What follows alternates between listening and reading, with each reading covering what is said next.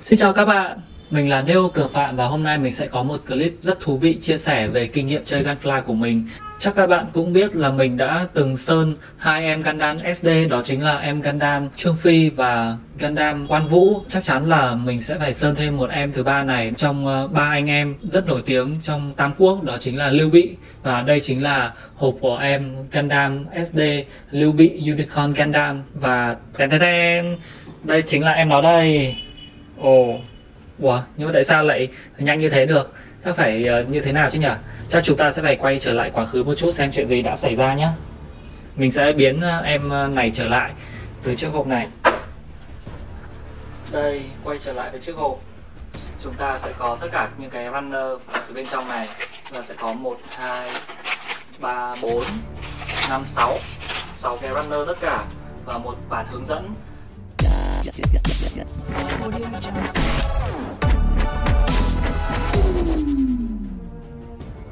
Nói về chiếc hộp thì chúng ta đơn giản là có một chiếc hộp SD cỡ nhỏ, xung quanh là một số các thông tin và các hình ảnh minh họa của chú Gundam lần này của chúng ta, các tính năng của nó và tư thế action. Ở đây thì chúng ta có thể kết hợp 3 vũ khí của con Gundam Lưu Bị, Trương Phi và Quan Vân Trường để trở thành một vũ khí tổng hợp của cả ba. Phía bên này là một số thông tin cơ bản thôi, cũng không có gì cả. Về bản sách hướng dẫn của chúng ta thì ở đây chúng ta sẽ có một tờ sách hướng dẫn rất là nhỏ nhắn như thế này. Bên ngoài sẽ là vài lời giới thiệu cũng như hình ảnh minh họa của em Gundam Lưu Bị.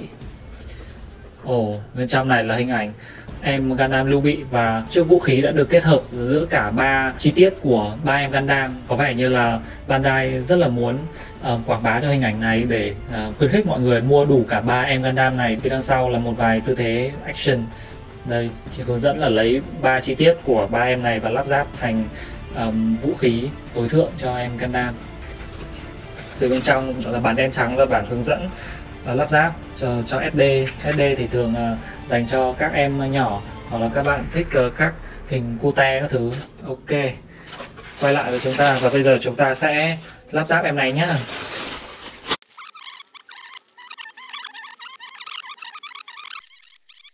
Rồi, mình đã back lại quá khứ để xem về quá trình lắp ráp em này và đây là phiên bản hoàn thiện của em ý. Em Gundam Lưu Bị này được kết hợp giữa con Gundam Unicorn cực kỳ nổi tiếng của Bandai và các chi tiết của nhân vật Lưu Bị để tạo nên em Gundam này.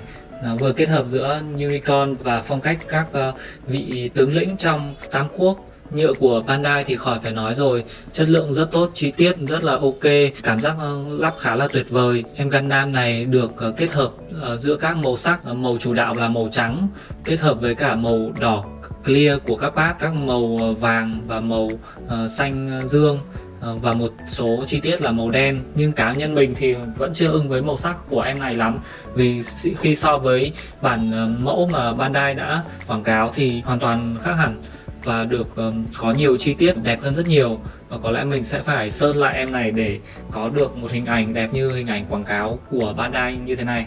Ok, chúng ta hãy cùng phá em này ra nhé. Mình đã phá em này ra thành từng mảnh rồi và bây giờ mình sẽ sắp xếp tất cả những part nào mình muốn sơn ra riêng và những part nào mà không muốn sơn sẽ để ra một bên. Những cái part clear này, màu đỏ clear này là sẽ không cần phải sơn vội này. Đó, những cái part clear này sẽ không phải sơn và mình sẽ đi sơn những cái part màu vàng như thế này. Đó, và những cái part màu xanh nữa thì mình sẽ vỗ giấy sơn. Còn những part còn lại thì mình để đấy. Mình sẽ làm cái việc khác với chúng.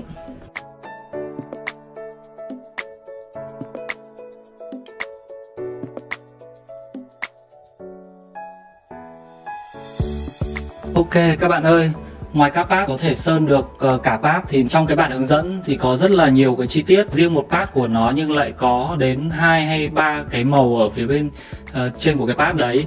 Mà đây là một con SD nên các part không được chia riêng rẽ mà nó lại là một part liền, vì thế nó sẽ không được phân tách màu mà chúng ta sẽ cần phải tô vẽ cho cái phần đấy. Thì để cái vẽ này thì như lần trước mình đã sơn em Gundam SD Quan Vũ thì mình đã phải dùng cọ này để vẽ cho em ý, và hôm nay mình lại sẽ tiếp tục vẽ cho em Gundam Lưu Bị này để bổ sung từ lần sơn trước. thì ngoài cái bút và cái khay đựng màu thì mình sẽ cần thêm một thứ nữa. Đây, các bạn biết là gì không? Đây chính là xăng. Vâng, màu xanh xanh như thế này là xăng này. Mình đã phải hút một ít xăng từ cái xe máy của mình ra. Thì như hồi trước mình đi học vẽ thì cái xăng này nó có tác dụng là sẽ làm mềm những cái sơn hay những cái màu mà đã bị khô lại rồi. Hay là ví dụ như màu sơn dầu ấy thì mình không thể nào dùng nước mà có thể hòa tan được. Thì nếu mà lúc nó khô lại thì nó rất là cứng cái đầu bút này, không thể nào dùng nước bình thường để mà hòa tan nó được, mà chúng ta sẽ phải dùng xăng. Khi mà chúng ta cho một ít vào đây và hòa tan thì cái bút của chúng ta lại mềm trở lại được và chúng ta lại có thể vẽ tiếp được. Cái việc sơn này và dùng xăng có rất nhiều hóa chất, thế nên chúng ta nhớ phải đeo khẩu trang vào trong quá trình mà sơn các bạn nhé, để đảm bảo an toàn, vì rất là nhiều mùi độc hại ở đây. Sau khi làm mềm được bút rồi thì mình sẽ dùng cái này. Đây chính là một chai sơn màu vàng đồng của ATM, mã là A400. Đây là cái màu vàng đồng của sơn ATM và bình thường là mình sẽ phải xịt nó ra, nhưng mà để dùng cho bút này thì chúng ta sẽ có cách là sẽ tháo cái đầu xịt này ra. Ok đó.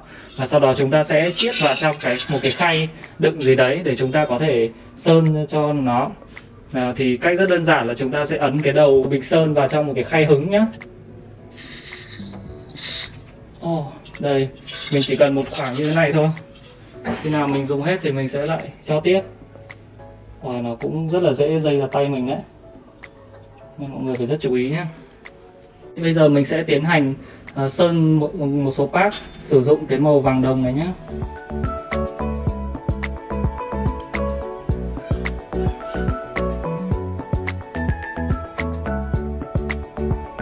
Cái việc sơn này sẽ cần phải rất là khéo léo tỉ mỉ, cẩn thận. Đây là đức tính mà cái người mà chơi Gundam cần phải học tập rất là nhiều, nên là cần kiên nhẫn và tỉ mỉ từng chút một.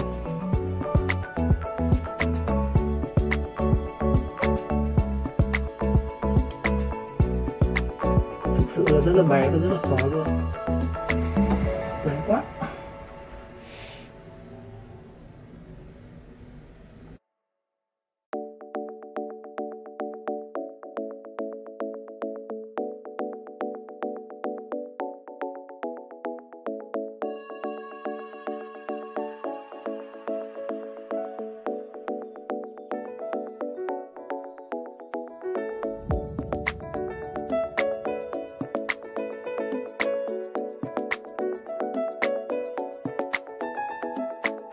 Để vẽ tiếp màu khác thì chúng ta sẽ phải rửa cái bút này đi. Thì mình sẽ dùng cái xăng như thế này, nhỏ ít vào cái đầu bút để cho làm mềm cái bút ra. Và sau đó thì rửa cái lớp sơn cũ đi. Chúng ta sẽ cần làm mềm cái bút. Sẽ phải cần khá nhiều đấy. Sau đó thì lấy giấy ăn hoặc là một cái rẻ bẩn nào đấy để chùi cho nó lau sạch cái bút này đi. Đấy là quy trình để làm sạch bút để chúng ta vẽ tiếp các màu tiếp theo được. Ok, cũng có sạch tương đối rồi. Bây giờ mình có thể vẽ một cái màu khác. Mình đã chuẩn bị ra đây một cái khay mới và mình sẽ vẽ cái màu tiếp theo, đó chính là dùng cái màu đỏ Candy Red A001 này. Bây giờ mình sẽ chiết cái màu đỏ này ra. Mình sẽ phải rút cái nắp này. Đây, mình đã rút được cái nắp của cái chai sơn này ra và bây giờ mình sẽ lấy một ít sơn vào trong cái khay này.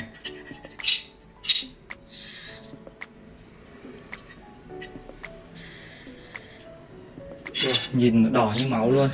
Có lẽ mình sẽ cần một chút như này thôi, tại vì là cái part mà cái màu đỏ mình muốn sơn nó không quá nhiều. Bây giờ mình sẽ sơn những cái part màu đỏ như thế này.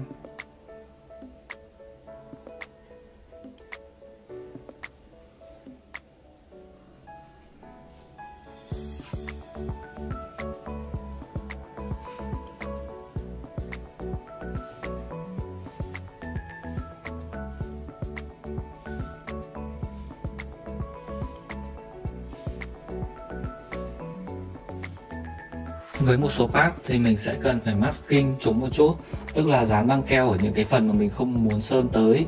Ví dụ như là cái pad này mình đã sơn màu bạc nhũ rồi. Mình sẽ sơn màu xanh blue lên cái pad này, nhưng mà mình vẫn muốn giữ cái phần màu trắng ở phía trên này, vì thế mình sẽ dùng băng keo và dán cái phần màu trắng này lại, sau đó đi sơn cái màu xanh.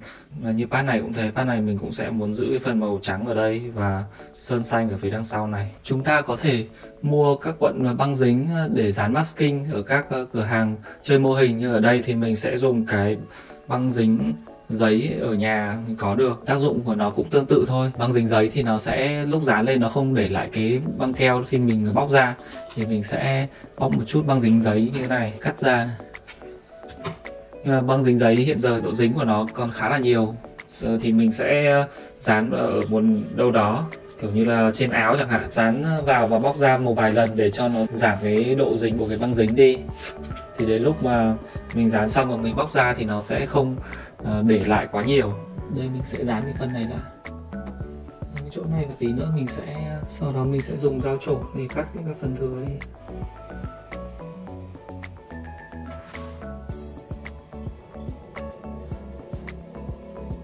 Với pad này thì mình sẽ dán 2 miếng. Một miếng mình sẽ dán che phía bên này, một miếng nữa thì mình sẽ che phía bên này lại. Đó, vậy là mình che được cái phần mà mình không muốn sơn tới đi. Đã masking xong rồi, chúng ta sẽ đi sơn xanh mấy pad này.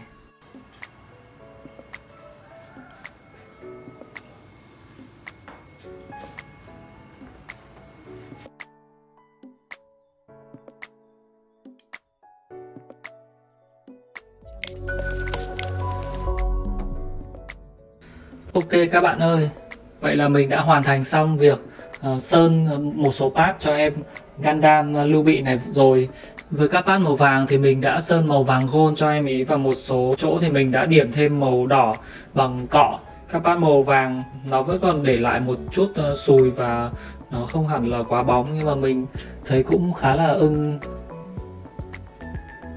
Với các pad lần này thì đầu tiên mình sử dụng một chai sơn lót là chai A266, là chai Primer Surface, là chai chuyên để sơn lót.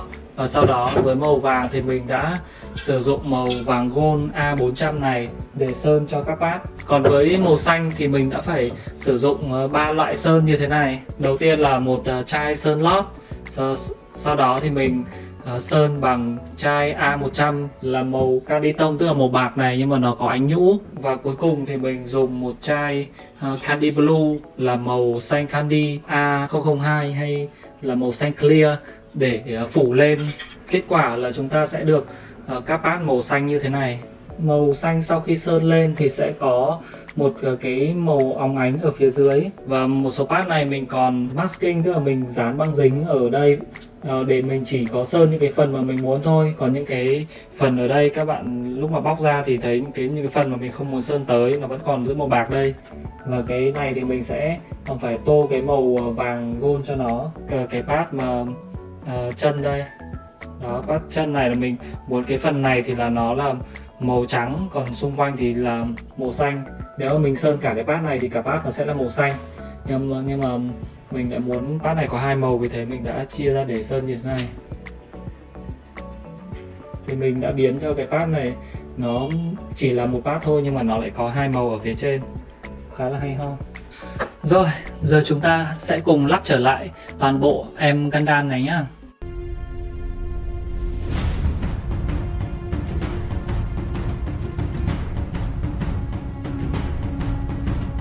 Một công đoạn đơn giản nhưng mà không kém phần thú vị, đó chính là chúng ta sẽ kẻ Paneline cho mô hình của chúng ta. Mình sẽ sử dụng chai Paneline Accent Color màu đen này để đi line, và sau đó thì dùng chai X20 Thinner này để xóa các vết mực thừa đi, để cho mô hình của chúng ta sẽ nổi khối hơn và nhìn trông sẽ đậm nét hơn.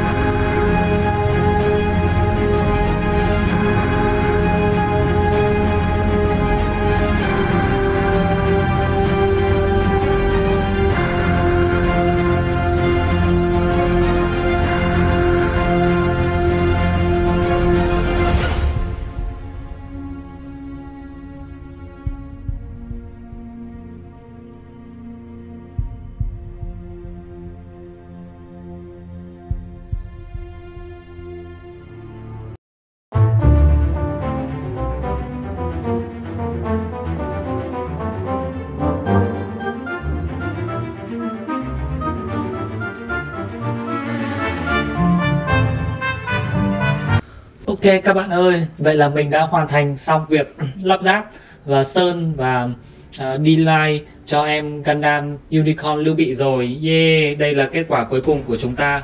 Em Gundam Lưu Bị đã được khoác lên một tấm áo mới, nhìn trông sang chảnh và hoành tráng hơn rất là nhiều.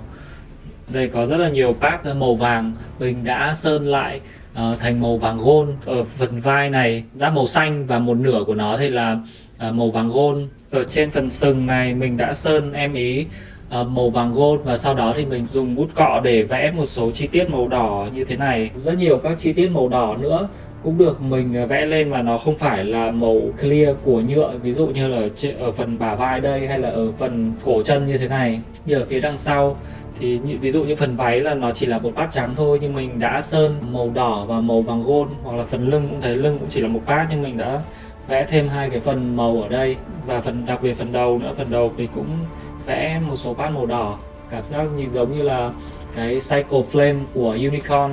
Em Gundam này thì ngoài các chi tiết Unicorn ra thì mình cũng nhìn cũng không biết là em này có nét gì Lưu Bị cả. Nó không giống như em Trương Phi hay là em Quan Vũ là cái nét rất là dễ dàng nhận ra, nhưng mà Lưu Bị thì trong tưởng tượng của chúng ta cũng khó nhận ra Lưu Bị.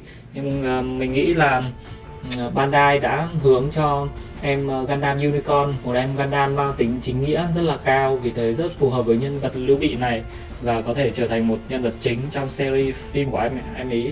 Đằng sau thì chúng ta có một cái chùm tóc chẽ lên, cái này là mình liên tưởng tới đấng Yasuo. Về phần vũ khí thì em nó có một cái cây kiếm dài như thế này, nó gồm một cái lưỡi kiếm màu clear và thân kiếm màu đen. Có một số chi tiết màu vàng là mình đã sơn màu vàng lên. Cái thanh kiếm này thì có thể thay đổi để trở thành dạng súng như thế này. Thì chúng ta lắp cái này và lắp vào em Gundam thì nó sẽ là dạng súng.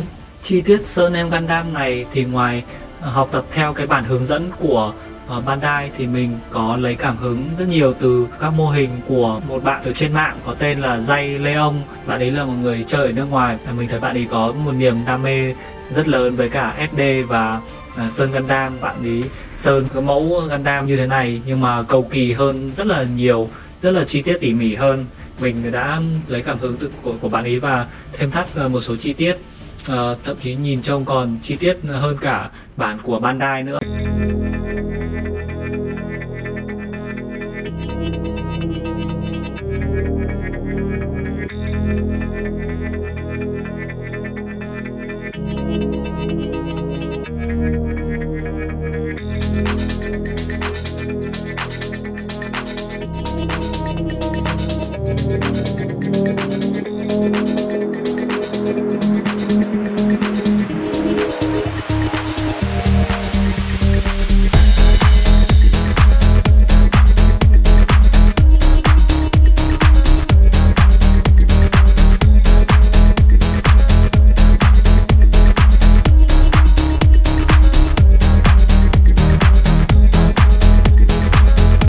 Sẽ có những cái sự kết hợp rất thú vị giữa ba nhân vật này. Các bạn nhớ chú ý đón xem nhé. Nếu các bạn thấy được một điều gì đó mới mẻ từ clip này thì đừng ngại cho mình một like, một comment và subscribe ủng hộ cho kênh của mình để mình có thể ra được nhiều clip khác về Gundam nhé.